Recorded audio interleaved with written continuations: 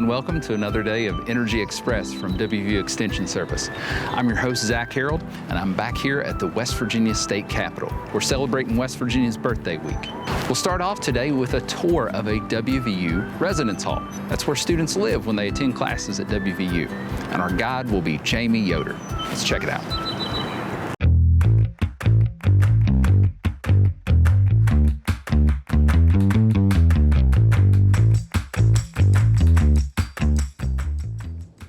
Hi, I'm Jamie. Welcome to Oakland Hall.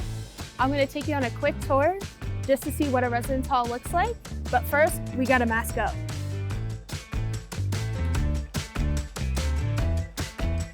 Here, we're at the front desk where we check in, and generally there's somebody behind the desk waiting to answer any questions that you may have.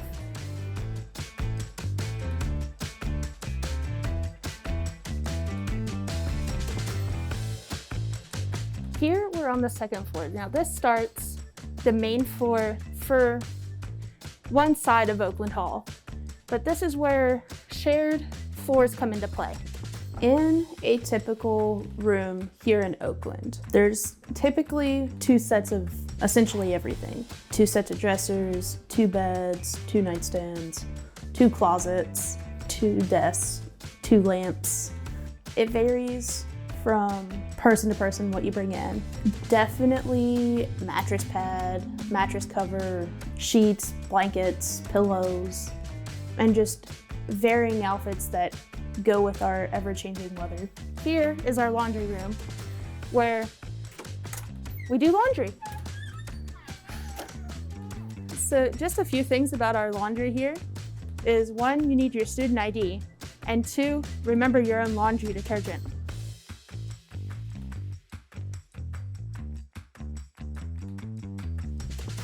Here's one of the many community rooms that we have in Oakland. This is where you can study, do your homework, hang out with friends. Here, we have one of the many study rooms. Now, it'll look bigger inside, but this is where you can study in peace and where it's mandatory that you be quiet. There's different ways you can study. You can study in a stall, you can study sitting on a chair, you can utilize table, whiteboard. Overall, however best you study, we try to encompass that.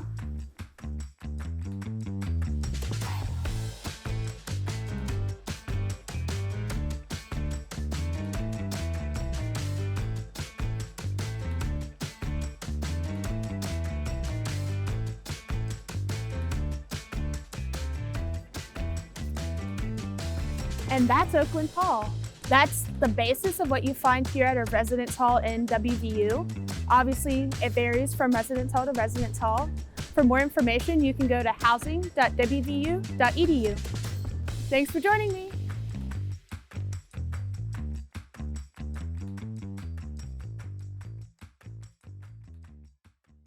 Now, if you've ever watched a WVU football game or basketball game, chances are you've seen our Mountaineer. That's the person in buckskins and a coonskin cap that gets all the fans pumped up to support our team. Well, this year we have a brand new Mountaineer. Her name's Roush. She's the 68th person to take on that role. And as a freshman, she's also the youngest. Tell you what, let's go meet her.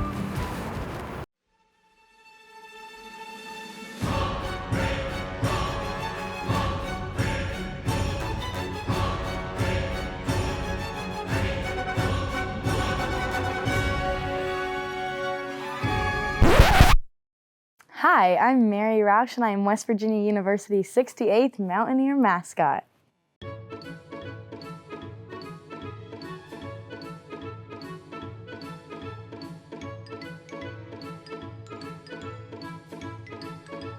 I'm from Mason County, West Virginia. It's about 2 hours and like 45 minutes, so if you stop for gas, it's about 3 hours. Mason County is home of the Mothman prophecy as well, so that's pretty much what we're known for.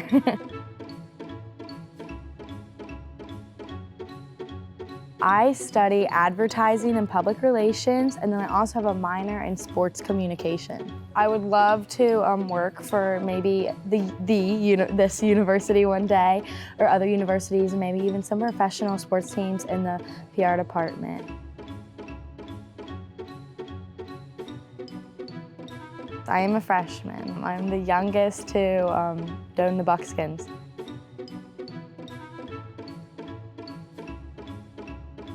So actually, I didn't know that I wanted to go to WVU until I was about a sophomore in high school, just because I was unsure and I didn't really know.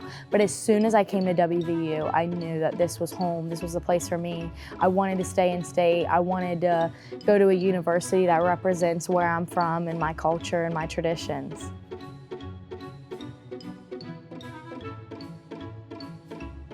It's awesome. I'm glad that we can put a girl back in the buckskins and continue to show representation throughout the university and the state. It's really awesome, and I can't wait to serve my term and inspire younger girls and actually all young children, everybody everywhere, that no matter what, you can be the Mountaineer.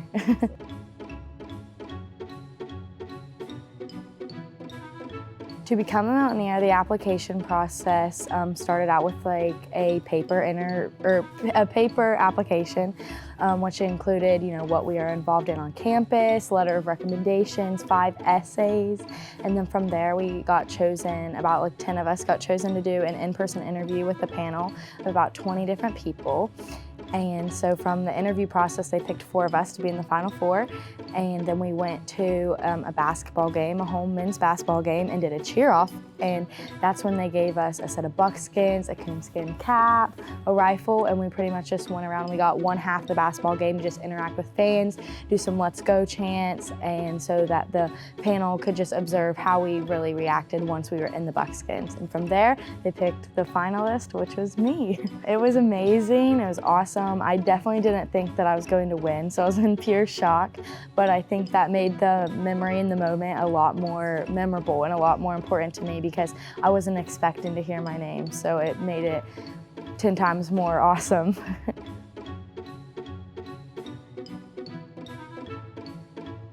The Mountaineer goes to every sporting event on campus and just cheers on the team, fires this rifle a lot of times.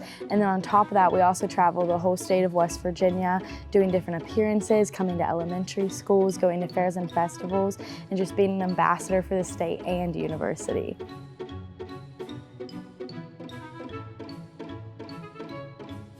Definitely country roads. I love singing country roads. I've been singing it since I learned how to sing, so it's the greatest feeling ever is just standing in front of a crowd singing our song.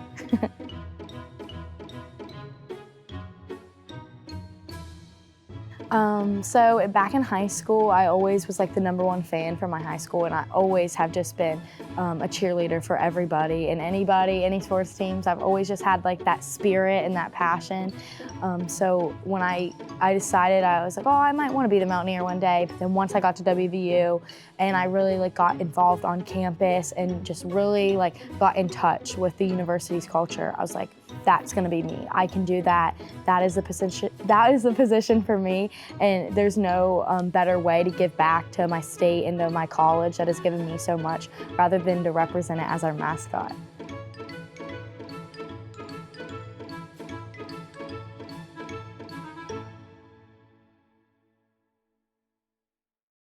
We got Kerri Carte from the Kanawha County Extension Office to teach us how to make a gold and blue snack.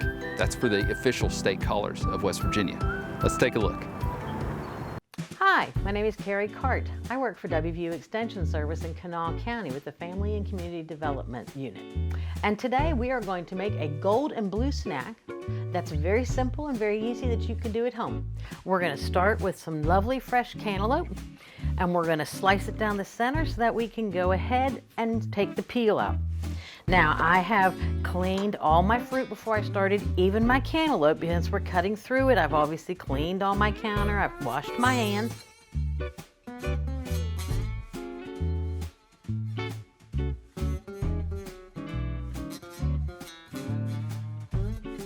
And the first thing we're going to do is we're going to get rid of all these seeds that are in the center. okay? You don't want to take out too much of the flesh because that's where all of your yummy fruit is, but you do have to get rid of all of the seeds. And I just take my knife and I scrape it and pull it right out like that. It'll take about a minute, and there you have it, nice and clean. Now, if you have a melon scooper, it's real easy to do. You can use your melon scooper and scoop along and just put it in the bowl. Makes nice little round balls. If you don't have a melon scooper, it's very easy. I like to quarter it, that makes it much easier. And then I half it again. And then I take my knife and I very carefully, let's use a smaller knife, it'll be easier. Very carefully I remove the rind off the back of the cantaloupe. Okay, you don't want to leave any green on there because the green doesn't taste good, but you do want to get all of it off because the rind is bitter, it doesn't taste very good. Okay, and I've got most of it off. I'm just going to cut the edges. And then I'm going to chop this up.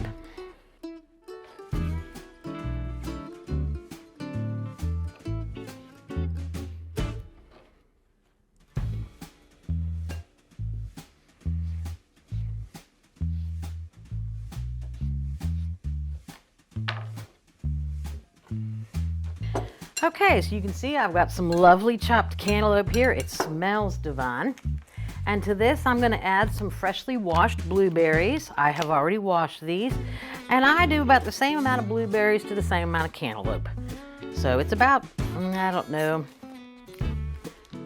maybe a cup to a cup, maybe a little generous. Of course, you make it how you want. If you like cantaloupe, you add more cantaloupe. If you like blueberries, add blueberries. Obviously, that's our gold and our blue. And then we're going to make a simple little dressing here. I have some sugar-free substitute here. You can use any kind you like. If you're going to use real sugar, I suggest you use very fine sugar. And that's 2 tablespoons, and it's the same amount of lime juice. You could use freshly squeezed lime if you wanted, but I had some concentrate on hand. Makes it very easy. And like I said, it's equal parts of the sugar or the sugar substitute to the lime juice. And just pour it in there, and what'll happen is you'll see it dissolve. And it's going to foam up a little because I've got a little bit of a sugar substitute, but I'm just going to stir it together here until it dissolves. And that's going to make a nice citrus flavored sweetness drawn into that fruit. That's going to be just lovely. Once you get it all dissolved,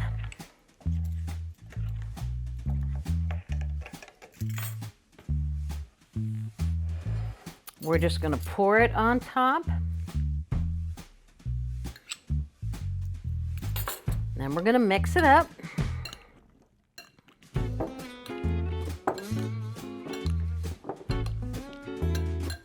Now that I've got that all mixed up, I'm going to add a little bit of mint. Now, if you have fresh mint, it's really good. You can just wash it, chop it up fine. I didn't have any fresh mint, so I'm going to use jarred mint. It's real simple. It smells very good because it's really fresh. And this, you put as much on it as you want. If you like a lot of mint, you can put a lot on. If you don't like it, don't put as much on. That's the nice thing about doing fruit salads. You can make them the way you like them. But you can see how lovely that looks. Very simple, very easy. A beautiful gold and blue little fruit salad to have with it as we celebrate West Virginia.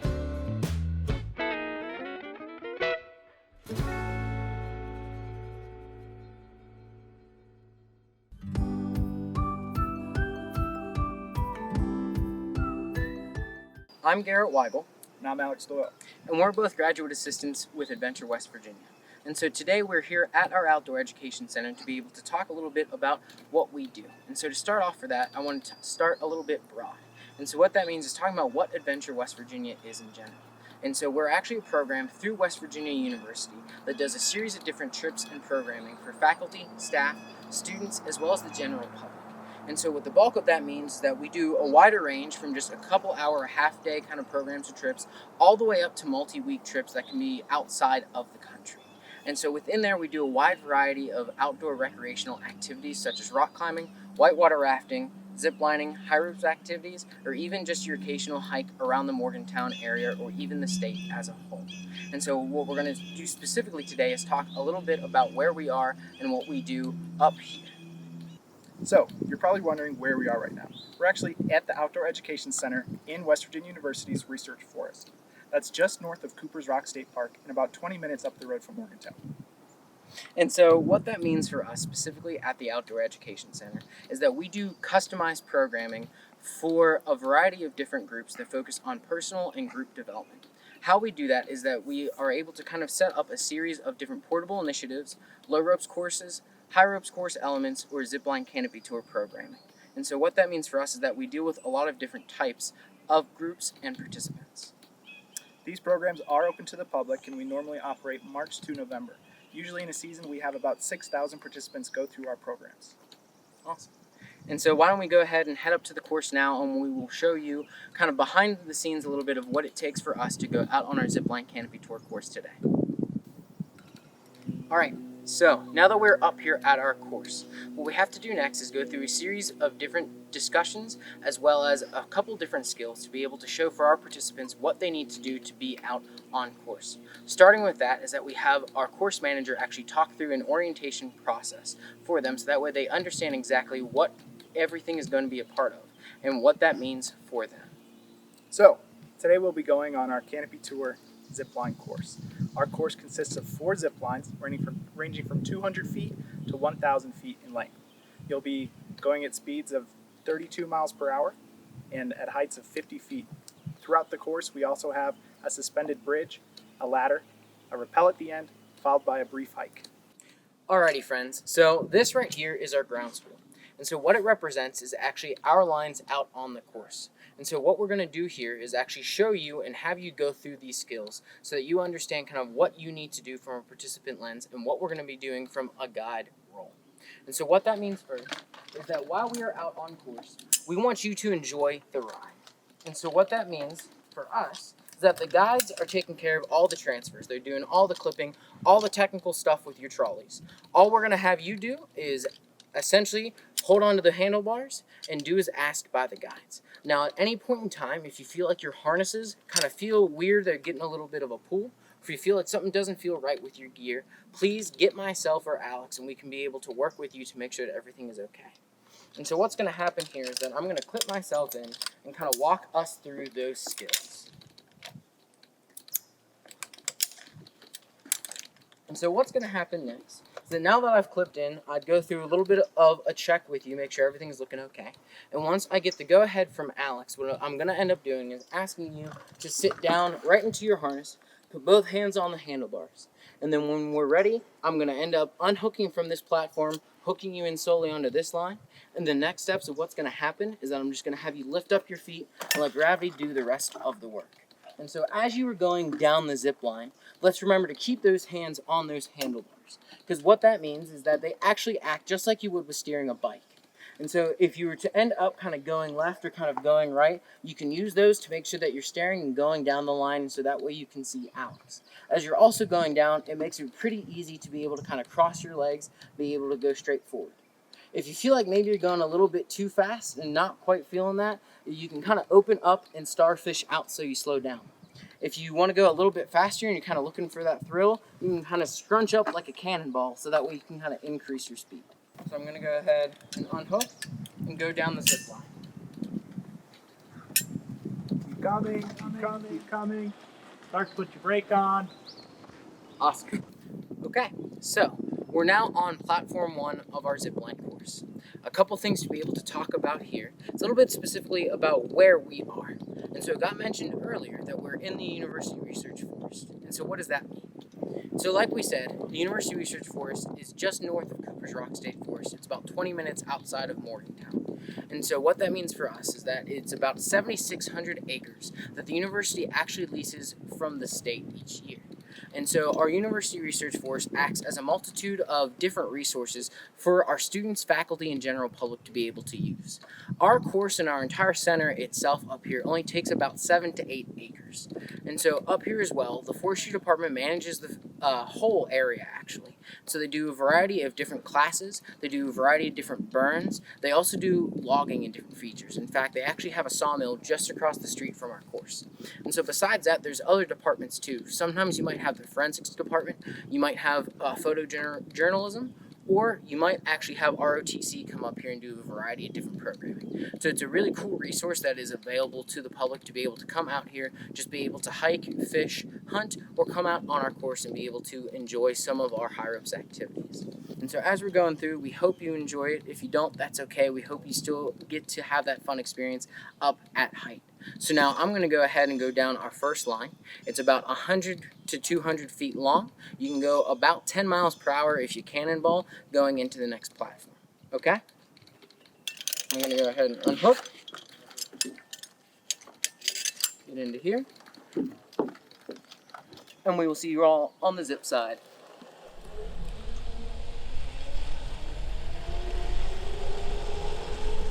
So, what makes our canopy tour a canopy tour? Basically, if you hadn't noticed, we have these trees growing through the center of our platforms. All of our platforms are built in northern red oaks. We do that on purpose. Northern red oaks sort of have a few features that we appreciate in trees. One, if you notice this one, it grows nice and straight. It's important to have a straight tree because, well, we have platforms in them with people. We want a nice straight base for the tree. Also, if you notice by looking up, there's not a lot of branches on this northern red oak. That's because northern red oaks are self-pruning. What that means is that as they grow, they naturally kill off lower branches. That sort of makes our jobs easier and we don't have to prune these trees. Another sort of the last factor about northern red oaks is that they're a hardwood tree species. We're up on Chestnut Ridge and we get tons of crazy weather, wind, snow, hailstorms. So it's important that we have strong trees that are going to last a long time and can weather the elements. Biodiversity is a phrase that is often thrown around when talking about biology and sort of the outdoors in general. And West Virginia is special because we have an extremely biodiverse tree species and group of species here. Partly because of our unique climate and different elevations in the state, and our high precipitation allows us to have over 150 different species of trees living in West Virginia. Now, there are more biodiverse areas in the world, first being the Amazon rainforest, where there's over 2,000 different species of trees. But we are actually second, a very distant second, but second nonetheless. All right, so this is our second zip line. It's about 300 feet, and we'll be going about speeds of about 15 or 16 miles per hour. I'll see you guys over there.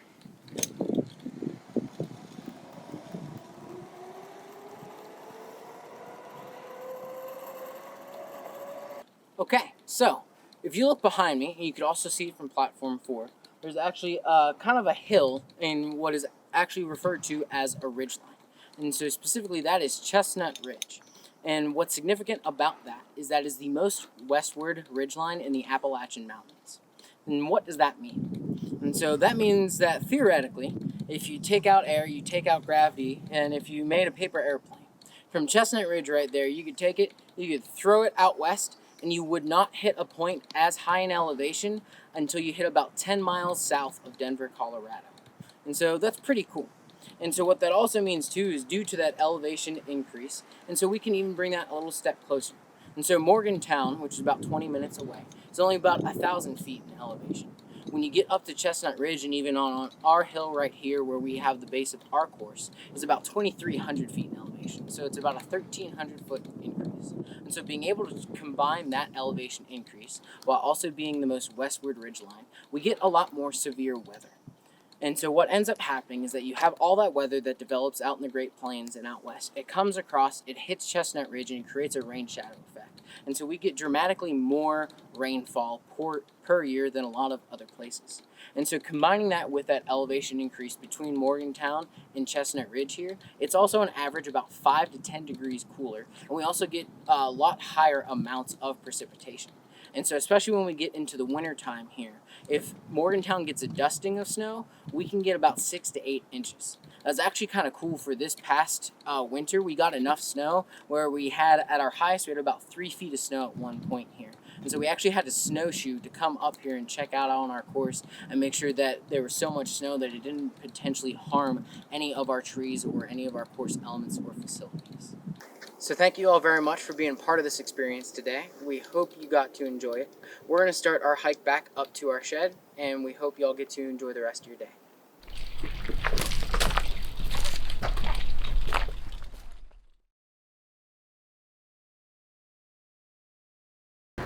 And that's a wrap on another episode of Energy Express. We'll be right here tomorrow, so we hope you'll join us.